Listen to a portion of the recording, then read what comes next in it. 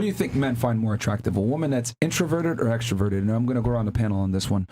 Do you think men are more attracted to introverted or extroverted women?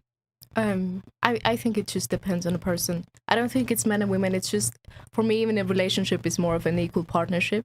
So for me, I am quite opinionated. I'm opinionated, and I can be quite assertive. And my boyfriend likes that about me. Is that what he tells you? That's what he tells me. That's why. Well, that wasn't the question. The question was, who do you think needs to be more introverted? Excuse me. Do you think men find introverted or extroverted women is more attractive? The concept of a man that you have, probably than an introverted woman, I assume. Okay. If it's the traditional relationship, but I don't think that really works. You don't think the traditional relationship works? No, I don't think. I really do not think it's necessary. Okay. What makes you think it's not necessary? Because a relationship is an equal partnership. If I am the one that's assertive, if I can provide, if I earn the money, then it doesn't really matter what my boyfriend does. Okay. Do you think most women have that mindset? I know a lot of women that do, and I think it's just... But do you think a majority of women have that mindset where they're okay being a breadwinner and taking care of their man? I think it's unfair to disregard the women that do think that way or that are that way. And it's just unnecessary to put ourselves or like women in a box where they have to be quiet and timid and... I didn't say I'm forcing them to be in that box or anything. I'm just simply asking you... No, but you are putting them in that box. No, I'm asking you a simple question. What do you think men find more attractive, introverted or extroverted women? That's all I asked. Generally. And then you went ahead and talked about yourself. I'm asking in general, and then if you want, answer the question generally, then you can speak about yourself more specifically. Yeah, well, if I mean you and your audience, probably a woman that's more timid and quiet and proper and, yeah, an introverted person. Okay, and then you said, what did you say after that? You said that you think that it shouldn't be that way. You said it's unfair. I don't think it's necessary. I don't think it's unfair. If it works for people, sure, but it isn't the case for me, and I believe that there are a lot of people. Because you said in a traditional relationship, that's how it is. Do you think? Wouldn't it be fair to say though that most women want a traditional relationship? No, it's not fair to say that actually. Why not? Because I know a lot of women that don't, that are just like I am, that are outgoing. Where are these women from? To do stuff. From Europe. From friends. Holland, right? Yeah, from all over the world. I've traveled a lot, but and most of the people, at least I get along with, are, yeah, they do stuff themselves. So you're basing it off of a sample size of people that you know, that you're friends with, that are from your part of the world, which Holland is an egalitarian, fairly liberal country, progressive. I've traveled a lot. Huh? I've traveled a lot around Europe. It's just, yeah. Do you think Tunisia observes these values? I know my boyfriend does. Is that what he tells you? Nope. Yes, it is. I think that's what he tells you to get what he wants, but that's fine. Smart. Yeah, it's not a lot he can get from me. Yeah.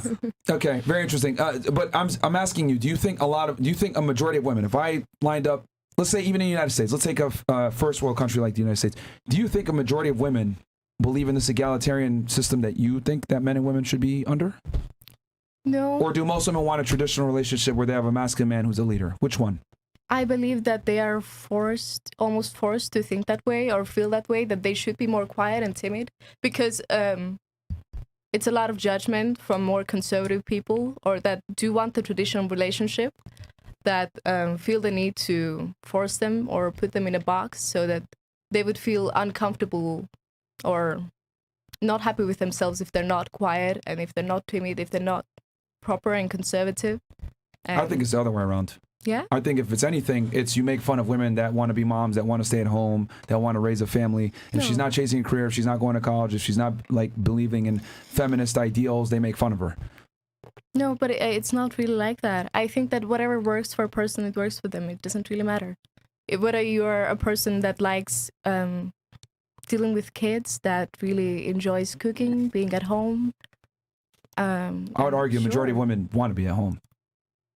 They prefer to not enter the workforce. Most women enter the workforce because they have to, because maybe their man doesn't make enough money, inflation, etc. But if they could stay at home and maybe work from home, they prefer that overwhelmingly from going into a job every day or not having to work at all. Sure. But I can't agree with that, because a lot of women that I know, and I know how I am. But you do understand that what you know is a limited perspective of overall female thought process all over the United States and the all same first world goes to you. I believe that you surround yourself with people that think the way that you do. I'm speaking for a majority of women when I say that most women, if given the opportunity, would prefer to stay at home with their family over going into the workforce. I'm actually curious. If they do enter the workforce, they're going to do it in a limited capacity where they might work part-time, they might do a job from home, they'll work from a laptop, but they would prefer to stay at home is my point. I'm not saying women don't want to work. I'm saying they want to work in a limited capacity where the man is the breadwinner. Do you want to be the breadwinner in your relationship, realistically speaking? I don't mind. So you don't mind, but do you want to do it? Sure. Yeah. Okay. Actually, real quick, I'm curious. Do you want to be a breadwinner? No, I don't. Do you want to be a breadwinner? I do. Okay. Do you want to be? No. Do you want to be? God, no. So 3-2. So it seems like the majority wins, and they don't want to be. But ultimately, But you don't have to say that it's the majority, because there's also the minority that really exists, and you're disregarding that. Yeah, of course. It exists. But we preface all the questions with in general. Like, that's how we preface most of the questions in general. Do you think most women want a traditional relationship?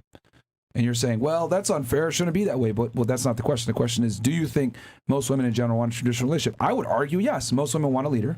Most women want a guy that's masculine. Most women want a guy that's dominant. Most girls want a guy that's competent, that can lead them, that makes more money than them, etc.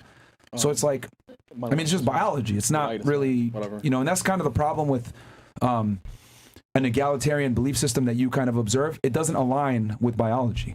Like, women say that they want to be equal to a man, but when it comes to equality for real, they don't want to deal with equal consequences and equal responsibility. You guys want the benefits of equality while not necessarily dealing with the negatives of equality. I do not see the negatives in equality. You don't see negatives in equality? No. I mean, if you look at jobs that create infrastructure, you look at construction, you look at STEM, you look at engineering, you look at electricians, plumbers, etc. All these physically labor-intensive jobs, women don't enter these jobs. No, there are a lot of women in the engineering, in mining even, everywhere. A very small minority. Men control 90% plus of these industries. That's because of the age-long patriarchy that's been going on. It's just still wearing off of them. You think we live in a patriarchy? Not anymore, okay? But we've been there for a while. I have a question for I would her. argue, if anything, we live in more of a... Well, here's the thing. Men are in leadership roles, but it's to a limited degree, right? Because if you look at... Because when women try to sit here and say that, oh, yeah, men have all the advantages, etc., they control the wealth. Well, yeah, that's true. But men also die at a higher rate. They're more likely to die from violence.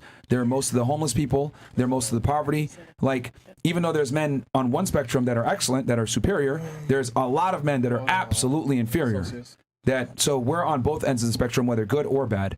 But I've noticed that, feminist arguments tend to always look at the guys that are doing really good in the top 1%, but they don't look at all the guys that are absolute failures at the bottom. But that goes the same for women, though. Not really. Women tend to be more in the middle with everything. I think that's your perception. That's the absolute truth. The bell curve. If you look at geniuses that are the most geniuses are men, but most low IQ people are also men. Yeah. Yes, this is a fact. This is not my opinion. Huh. So men tend to operate on the extremes of the spectrum. So for every guy that's absolutely excellent, there's a bunch of guys that are losers. Yeah, but there is every level of testosterone produced in a human body. So every person is really an individual. So I don't feel the need to generalize that. And if you're asking me a question that's based on male or female role, then I feel like you're asking me a question and I should, give you an answer about. Well, I framed the question in a general sense. I'm sorry. And then you went and immediately made it about yourself, which is fine. I don't have an issue with that if you want to make it more individual, but you should give the general answer. Then you can go ahead and say, well, that doesn't apply to me because X, Y, Z. But that does not negate the fact that what I said is an objective fact in general. Just because you might not align with it doesn't mean that it's still not true. And you might represent a minority, which a lot of the times that minority could be statistically insignificant. I would argue most women absolutely don't want to be a breadwinner. Most women absolutely don't want to be the predominant breadwinner. Most women don't want to go to work every single day and work a hard manual labor job, and we have the evidence to prove it. If you look at a majority of the laborious jobs, who runs it? Men. Women don't want to do these jobs, and that's fine. But we're different. And I think the problem that a lot of women that believe in egalitarianism like you guys is you guys don't accept biological realities. You guys think I can do everything that a man can do, and the reality is you can't. You simply can't. What is there that I can't do? Well, in general, women are physically inferior to men. That's a fact. That's not my opinion. You can't run as fast as a man. You can't throw as fast, as hard as a man. You don't have the physical capacity to, excuse me? I don't have to do that in my everyday life. Well, if you're going to work a physically, manually labor job, you're going to need some ability to have physical strength, correct? If you're working with men, you're going to have to keep up with the men. You're going to have to be on the same level as them. Yes, but even the first question was based on leadership. And I feel like there are a lot of women that are creatives, that are really emotional and that can... They're not saying that you can't do it. You possibly can, but in the long term, how long can you do it for? How long can you do it for before you like hit a wall? And this is also another argument that a lot of liberals make, right? Just because someone is capable doesn't mean that it's optimal. It's two different things. So if I have 20,000 soldiers, one all female, one all male, who am I better off sending to fight? To fight? Yes. Probably a man. Okay. So the women are capable of going to war too, right? But it's optimal to send the men to have the best chance. Same exact situation that she's saying. Like, I can have female workers in a certain field or whatever. Yeah, for sure they can do it. I'm not saying women can't do it. But what I am saying is that in general, men are going to be better because we just have... This isn't my opinion. This is an absolute biological fact. We have higher, stronger, more lung capacity, more muscle density, thicker bones. Our faces are designed to withstand more impact. Like, it's just in every physical regard, men are physically superior to women. And if they weren't, why would we have a WNBA? Why would we have female soccer? Why would we have female standards? Why is it that when guys decide to switch their genders, they go into female side, they absolutely destroy them despite the fact that they're on drugs? Think about that.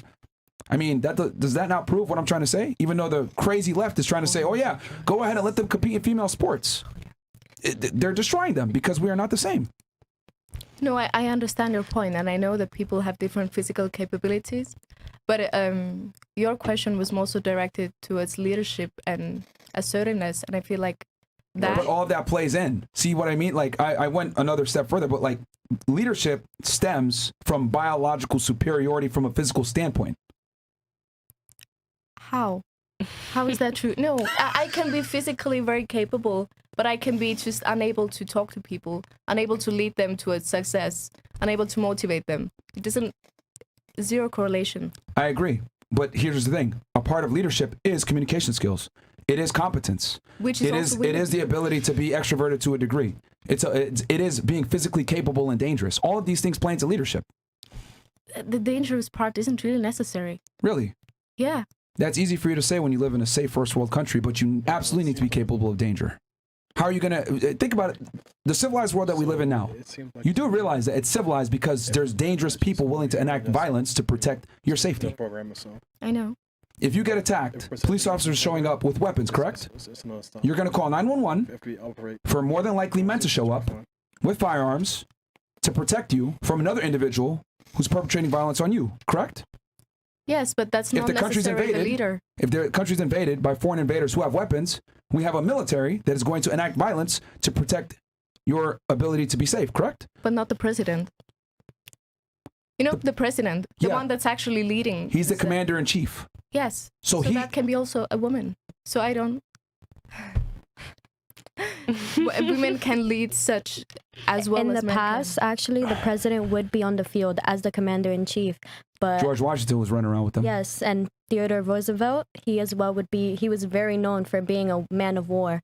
But the reason that they're not anymore is because now they're in a place of risk. They need to be able to lead the country so they can't just die because there's not somebody that could easily take their place. So that's why there's things in place now to make sure that they're protected. That's why there's a Secret Service.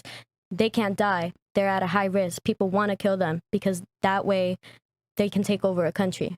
So they got a lot of responsibility.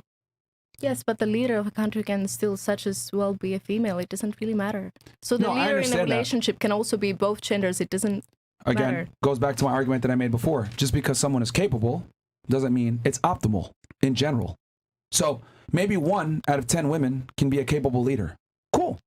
But if I line up 10 guys, a higher majority of them can potentially be a leader and more capable of doing so. I mean, if you had kids at daycare, would you prefer a man or woman? Be honest. If they're in daycare, they're probably taking care of professionals. I wouldn't. No, but would you prefer a man or woman to take care of your kids? A woman, maybe. Why? I don't know. Probably. Because maybe No, I'm also just No, you know why? Probably. Because they're more capable, because they are more nurturing. maybe, yeah. Maybe. So we Probably. have biological strengths, men and women. Yeah, I understand that. I'm also just Whatever. I also have I'm not saying a female can't be president. What I'm saying is that most women are not fit to be president. Do you understand the difference? I don't believe that most women are not fit to be a president. We would have had one by now then. There are a bunch in Europe, actually. And how are those countries doing? One of them good. is Estonia. Yeah, We just had a doing female amazing. president. Yeah. Yeah, And how's the economy over there?